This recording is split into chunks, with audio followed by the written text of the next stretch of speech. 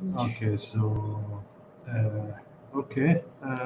yeah, more students are joining now, and I start recording the session now.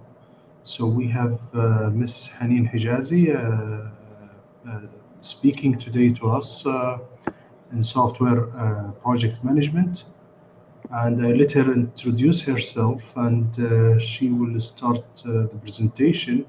This module, we have two lectures. We have today and we have also after tomorrow. So we're going to have a synchronous session this week. And yeah, okay, Haneen, you can start, please. Hello everyone, hope you are doing well. Pleased to be with you now in this lecture. Let me introduce myself first. My name is Haneen Hijazi. I am a lecturer in the Department of Software Engineering at the Hashemite University in Jordan. During my work, I taught several software engineering courses such as Fundamentals of Software Engineering, Software Design, Software Project Management, advanced software in advanced object-oriented software engineering, object-oriented software development, and many other courses. I bring with me a passion for software project management. Thank you and thanks for Dr. Yasser for allowing me the opportunity to be with you. I look forward to interact with you, hopefully using your mics rather than chat, and look forward to interact with you through this hopefully fruitful lecture. Let us start. Before we talk about software project management, let us define what is a software project. A software project is the complete procedure of software development from the initial stages of the software development process to the latest stages. Actually, when we conduct a project, the project is conducted according to a specific software process. In order to deliver a software product in a specified period of time and within budget. In this context, we have to distinguish between three terms: project, process, and product. Can you differentiate between the three terms? Someone knows?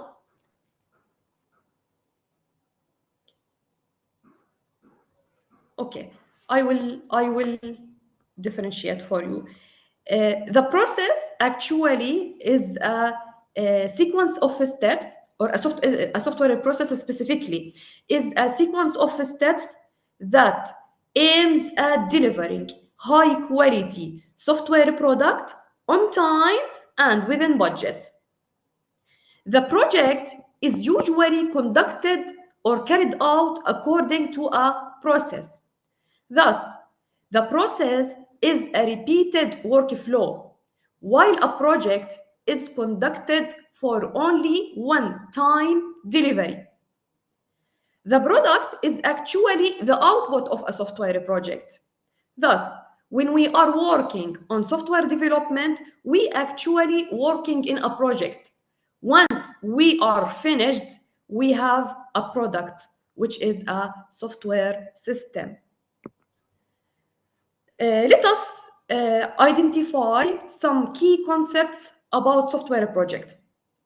Starting with a project. A project, which is usually carried out according to a specific process, consists of several activities. Each activity consists of several tasks. The task is the atomic unit of work. It is very short. It can be assigned to a specific team member. It consumes resources and produces a work product.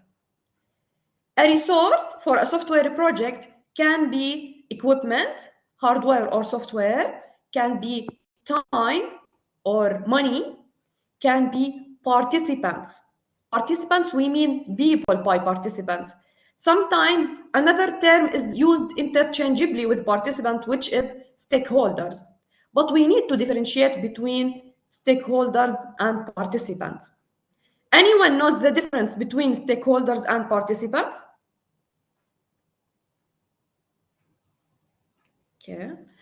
Okay. The stakeholders are a broader term than participant. Actually, a participant is who involved in software project directly, who is directly involved or interested in the software development process, while stakeholders are all those involved in the software project either directly or indirectly. Actually, stakeholders are all these who have something to lose or gain based on the project outcome. We mean by the project outcome the success or failure of the software project. All people who benefit from the success of the project or even the failure of the project are called stakeholders. Thus, the stakeholders is a broader term than participants. A software product can be internal product or external product.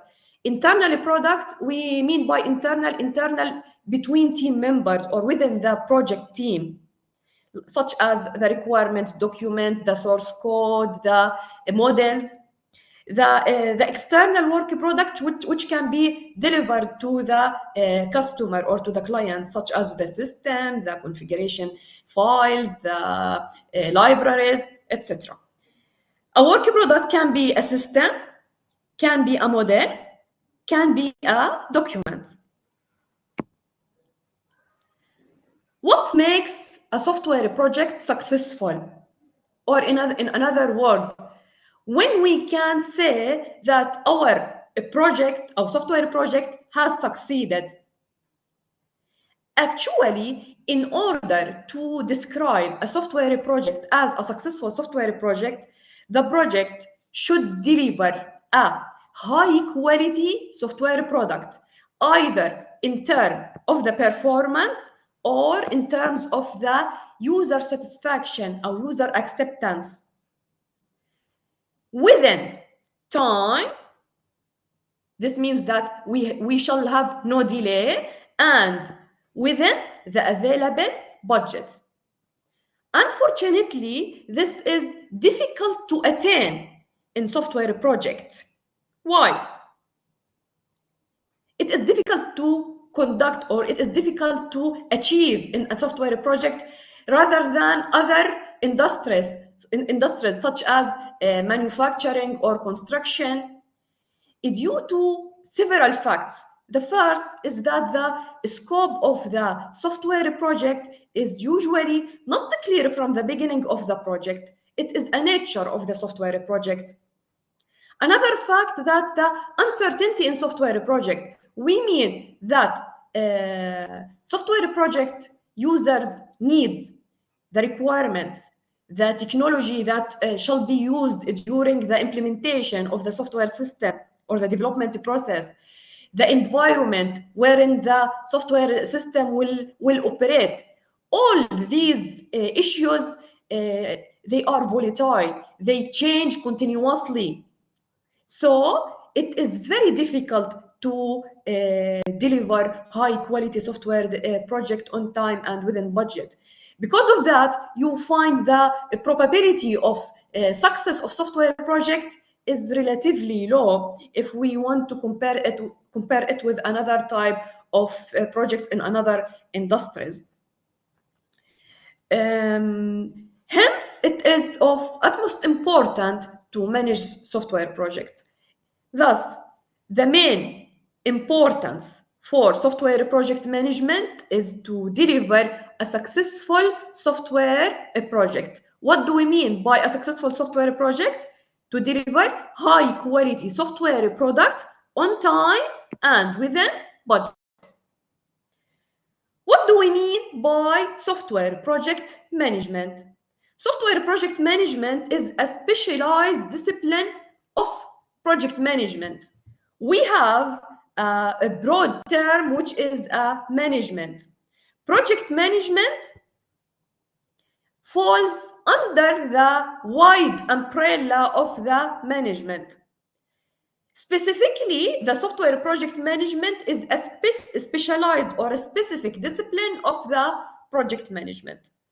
Software project management focuses on planning, executing, monitoring, controlling, closing software development projects. Actually, these underlying words are phases in the software development project management process, which we will explain later. Here are the main phases of the software project management process. We start with project initiation, project planning, project execution, or sometimes called implementation. While doing execution, we shall perform monitoring and controlling, and then we move to the closure phase. Let us explain each of these phases. Before we explain each of these phases, I want to ask you a question. How do software projects start?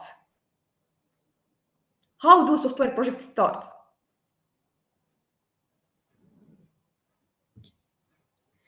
Okay. We have clients or someone, they have problem and needs a solution for their problem. The solution is actually a software system. These clients ask a software specialist to develop a system or a solution to their problem. A software specialist proposes a solution through what is called a project proposal, or sometimes it is called a business case. The project proposal, the aim or the main aim of the project proposal is to convince all project stakeholders, or specifically the project sponsor, that this project should be carried out in order to convince them to receive funding and to get the project approved. Once the project proposal is approved, we move towards the first phase of the software project management, which is the initiation phase. Otherwise, if the project proposal is rejected, then the project will finish or dead before we start the software project management process. Actually, the project proposal involves what is called feasibility study in order to say whether it is whether the project is doable within the allowed time and budget. Actually, also the project proposal contains feasibility study, contains financial analysis such as cost benefit analysis and return on investment. Once the project proposal is approved, we said that we move to the first phase, which is the initiation phase. This phase involves producing statement of work and the project charter, which is sometimes called project initiation document. The statement of work describes the scope of the project, the product description, the deliverables and the objectives, which are the main, which are distinguished mainly from the project charter, the constraints, the acceptance criteria, schedule requirements, budget limits, roles, and responsibilities. Actually, the statement of work, or sometimes it is called the problem statement, usually used to clarify the expectations between the client and the project team. It is issued by the client and considered an input or part of the project charter, which will we talk about it now.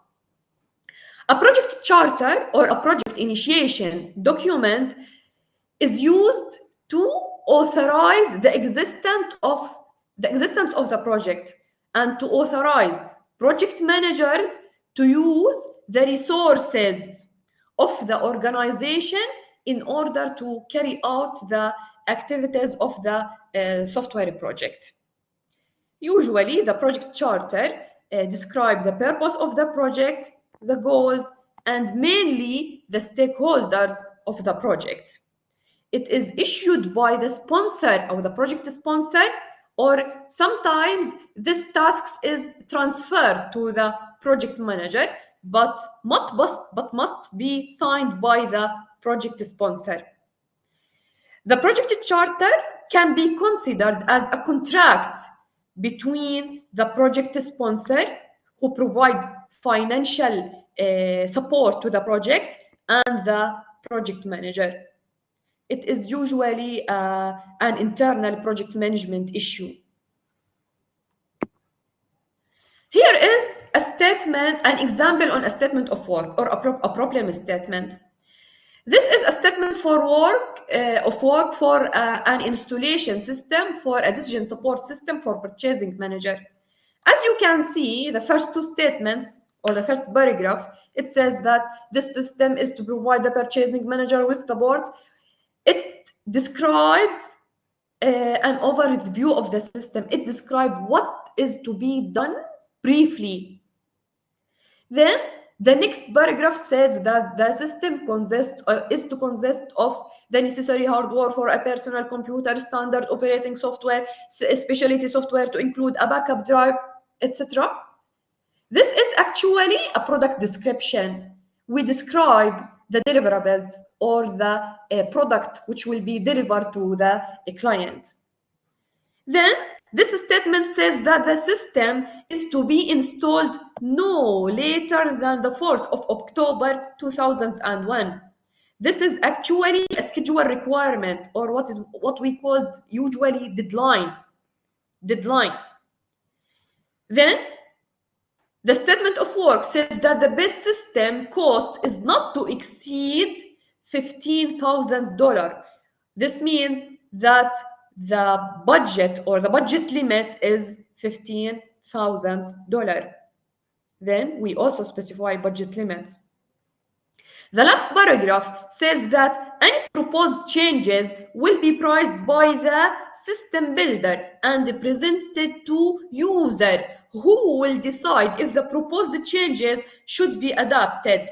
The user will fund these changes. In this paragraph, we determine roles and responsibilities. Who is responsible for what? It is like a contract between the user and the builder. Once the project is initiated, we move to the planning phase. Actually, the planning phase is the most important phase, or we can say that the main outcome of the software project depends on the planning phase. In the planning phase, we mainly create a project plan. This project plan describes in details what to be done in the project. Several steps is involved in this phase, the planning phase. First, we define project activities, or what we call sometimes work packages. And when we plan for a project organization, we do our schedules, we plan for resources, plan for budget, and establish control mechanism. When I say we, I mean the project manager. We are talking about self as project managers. Now we have to explain each of these steps. Step 1, we need to define project activities, or what we call the project packages, work packages. In order to specify the work packages or the project activities, we have to do what is called work breakdown structure, or sometimes we use the shortcut WBS, work breakdown structure. We start from the project. The project is divided into sub-projects. Each sub-project is divided into tasks. Each task is divided into subtasks. Then each subtask is further divided into subtasks according to the size and the complexity of the software of our software project, until we reach a task that cannot be subdivided furthermore. It is very short in time.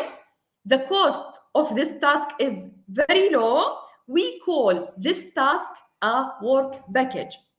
It actually represents a chunk of the required work to be conducted in the project. It has a relatively small cost and short duration. When we describe a work package, for each work package, we have to describe a summary of the work to be done, the inputs required. The inputs required are the work packages that should have started and completed before the start of this work package. We call it input work package or a predecessor. Then we have to specify who is responsible for this work package. We have to describe also the product specification, the resources required, including time and the budget, and the major deliverables of this work activity. Then, once all work packages are identified, we use the set of all unique work packages that resulted from the work breakdown structure to construct a detailed task list. This task list consists of all unique work packages with, for each work package, the required resources is assigned. Also, the start date and the end date is assigned for each work package. And sometimes the predecessor also appear in the detailed task list. Actually, this detailed task list is the base for the project estimation and the scheduling. It is very important. Once the detailed task list is identified, then we move to plan project organization. When we plan for project organization, we mainly talk about two issues: the responsibility matrix and the organizational chart.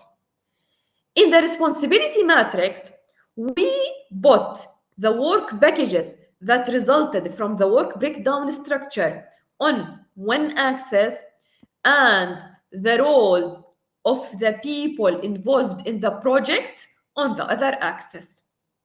Then we specify who is responsible for every task and how.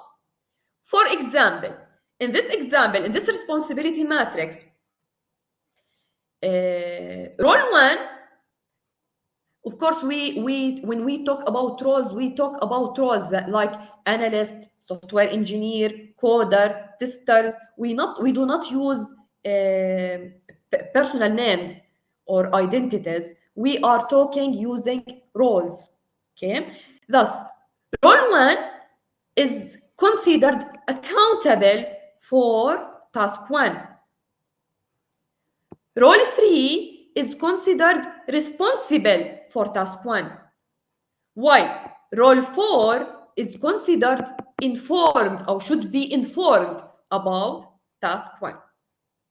You sometimes may find responsibility matrix that use the same symbol to show the responsibility of roles through the task. You might, for example, see that here is a star here, star, star, star. It is more general. Then we say that role 1, 3, 4, and 5, they are involved in task 1 or responsible for task 1. But a professional responsibility matrix uses a specific description of this involvement. Then we have to describe the organizational chart. Actually, the organizational chart describes the relationship between all people in the team that are involved in the project. This is very important in the reporting process. For example, the technical clerk in this organizational chart falls directly below the requirements analyst and is reporting to him or her. The requirements analyst falls directly below the system analyst and reports directly to him. The system analyst falls directly below the project manager and report to them. Thus, the organizational chart show all the reporting relationship. Why we say reporting relationship? Because this relationship or this hierarchical relationship usually used in the reporting process in the control phase. Then we conduct scheduling. Scheduling is a major activity of a software project manager. While doing scheduling, we develop schedule. A schedule consists of a sequence of tasks or work packages that result from the work breakdown structure.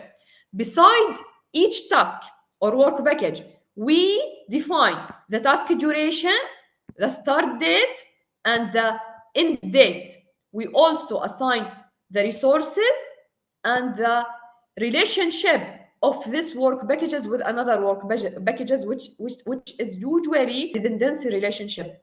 One of the activities might be a predecessor for the other activities.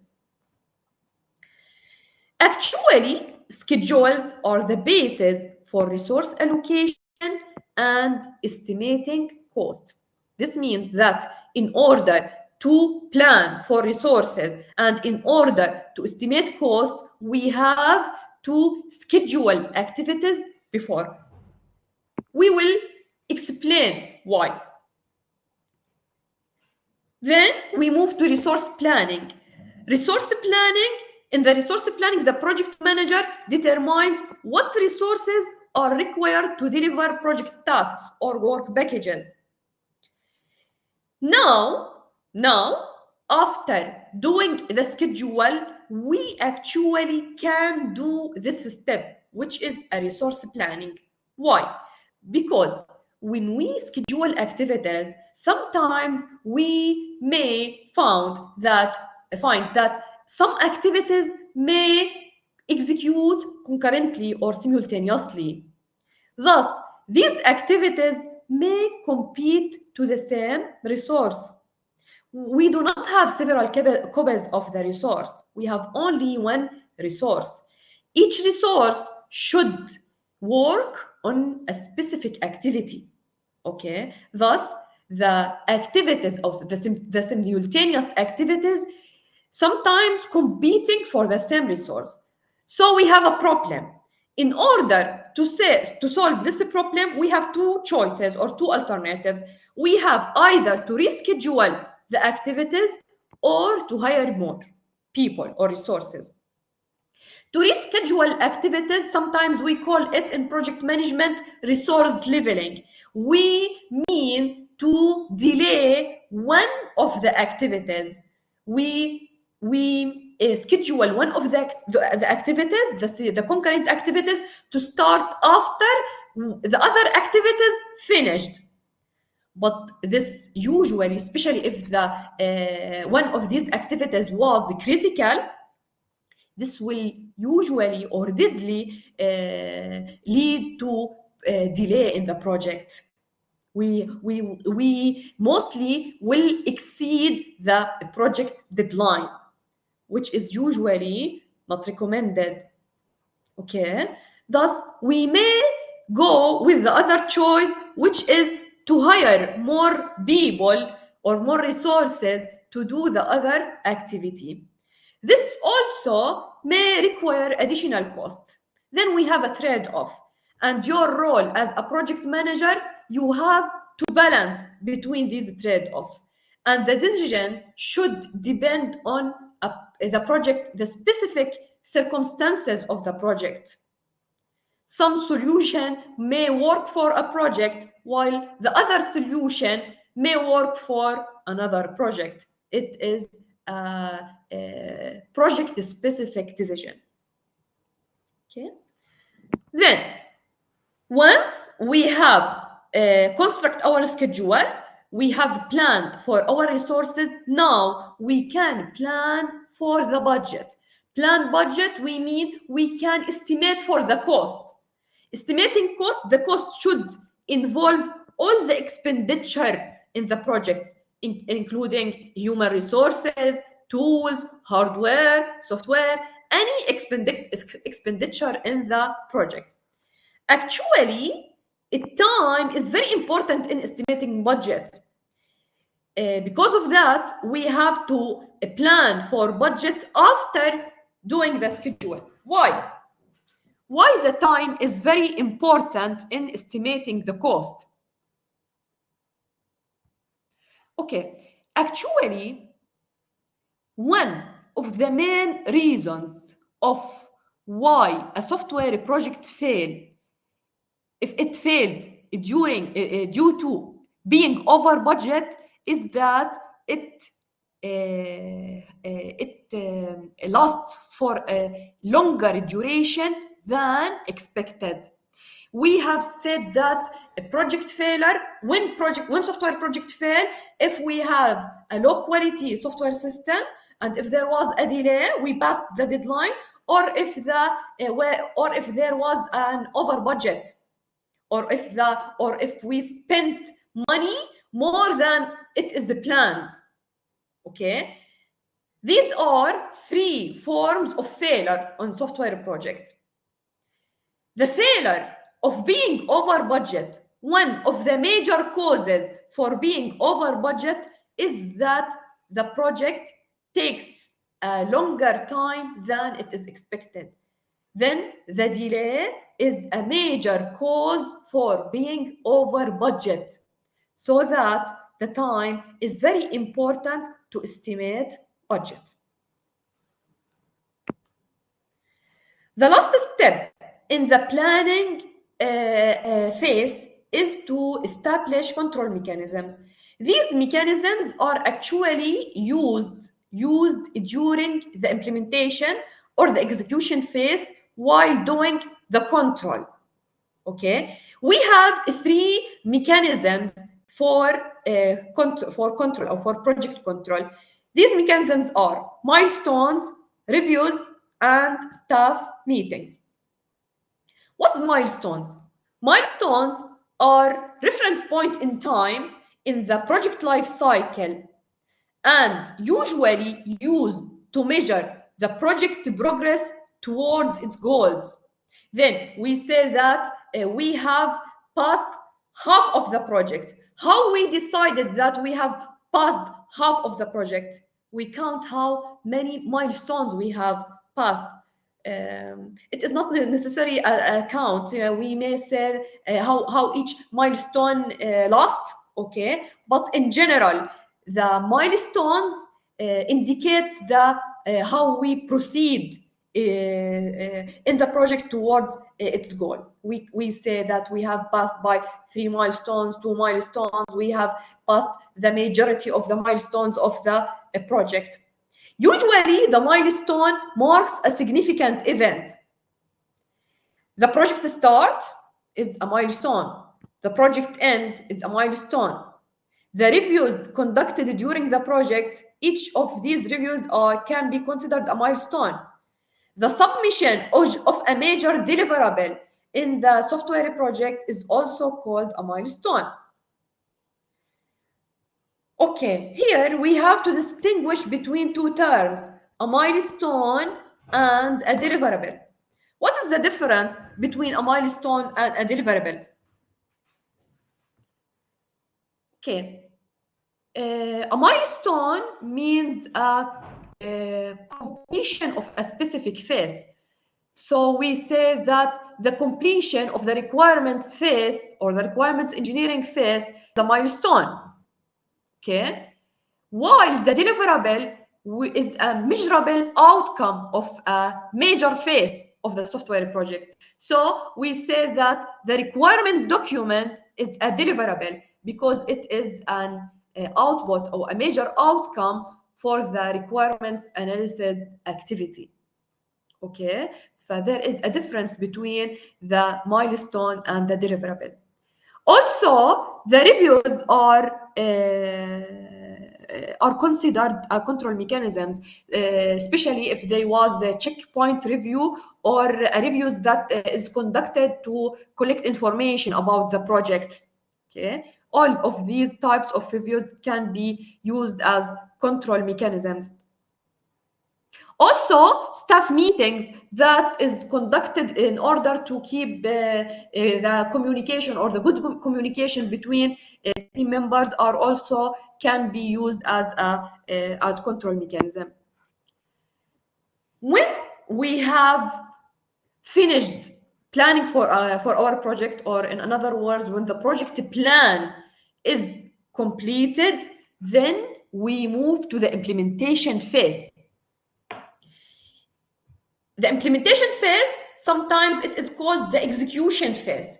Actually, in the implementation phase, we execute the project plan. The project plan, which we have developed in the previous phase, the planning phase, we execute it.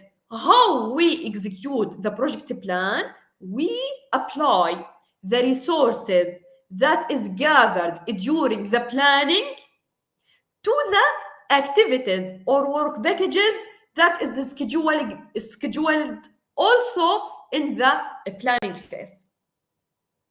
Thus, in the execution, we implement the project plan, we coordinate tasks, we manage resources, and we have to ensure the effective communication between all project stakeholders.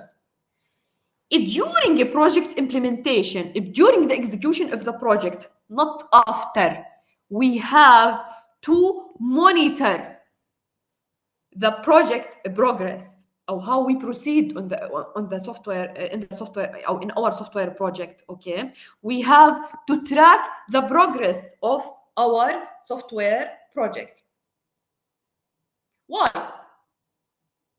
we have to monitor the execution? This means that the role or the responsibility of the project manager is not only planning. No, the role of the project manager continues also after planning the project. It also proceeds in the execution, controlling, and the closure of the project. Okay, we have to monitor our project during the implementation. Why? Because we have to compare between the actual performance of the project and the planned performance according to the plan. We have to compare how much have we spent money till now and how much it is planned for now. How much we have finished from our project. How much we need to be finished according to the plan. We compare the actual performance of the project, the current, during the implementation, with the planned. Okay, so we have to compare the actual performance of the project with the planned with our plan. Okay, if we make the comparison and then we found that there is a large variance between the expected and the actual, or the plan and the actual performance of the software project, then we have to take an action. We have to correct, or we have to take a corrective action. Okay, in order to recover. Thus, the aim of the control phase is to keep the project on its target. What is the target of the project? Is to keep on the project plan. Thus, the execution, the monitoring, and the controlling, these phases are concurrent phases. We cannot say that we after implementing the project we monitor, and after we monitor we control. No, during the implementation we have to monitor, and we have to observe if there is a variance between the expected and the actual, and if there is a variance we have to take corrective actions. Okay, so this is three concurrent phases that shall be conducted according to the supervision of the project manager. Then, once the project is finished or is complete, we have to move to closure, project closure, or close out. Okay, in this phase, we wrap the project, conduct final testing. Usually, we use acceptance testing. We get approvals from all stakeholders. Then we move the software system into the user space. We have to install the system, configure the system in the user space, and train the user on how to use the system in order to use it correctly without making bugs or finding defects. These are the phases of the major phases of a software project. We said that one of the major activities for project manager is the scheduling. We said that in scheduling, we put all work packages that we get from the work breakdown structures, and we specify the start time and the end time for each work package. We specify the resources and the predecessor for each work package. Actually, there is two techniques to do scheduling. The first technique, which is the most commonly used technique, is the critical path method, or we use the shortcut CPM, critical path method. There are another techniques which use a statistical approach. One of these statistical approach that is used in scheduling is the PERT approach. The PERT is a shortcut for programming, evaluation, and review technique.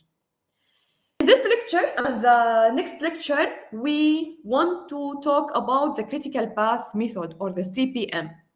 The critical path method describes the fastest the project can be completed. The fastest the project can be completed, or what is the earliest time that we can complete our project in, the earliest time. Okay. But there is a constraint in this technique, which is durations of the activities shall be accurate. In order for the critical path method to give accurate results or accurate schedule does not evolve frequently. The activities shall be accurate. When it is planned to be 5 days, it shall take 5 days. Okay, we mean this by accurate, which is usually cannot be achieved in software projects. Okay, because of that, another statistical techniques exist. In the PERT, for example, we have three estimates for the duration for a work activity, and a minimum estimation, which is in the best case, the maximum estimation or the maximum duration, which is the worst case, and the likely estimation, which is between the minimum and the maximum. Let us back to the critical path method. The critical path method model consists of 4 main elements: the early start schedule, the late start schedule, the network, and the slack. In order to develop an early start schedule, we specify for each work packages when or as soon as possible the activity should start. Okay, thus for each activity we schedule the activity to start as soon as possible in order to allow the project finish early as much as we can, or as it is possible. Okay, there is three possibilities. If the work package or of the activity is the first activity in the project, which means that there is no predecessors for this activity, thus this activity can start with the start of the software project at time 0. Okay. Another case, if there was another predecessor for this activity, which means that there is another work package or another activity that should have started and completed before the start of this activity. Thus, the fastest or the earliest this activity can start is when the predecessor finish, which is the early finish of the predecessor. We will see when we have our example. The third case is when the activity or the work package has several predecessors. Many work packages should be completed before the start of this work package. In this case, we have to assure that all predecessors have completed before the start of this work package. Then we have to take the maximum early finish of all the previous predecessors. Once we calculate the early start of the activity, we easily can calculate the early finish if we know the duration of the activity. Thus, if the activity starts at time 3 and the duration of the activity is 2, then the early finish is 3 plus 2, thus the early finish is 5. Thus, the early finish is the sum of the early start of the project and the duration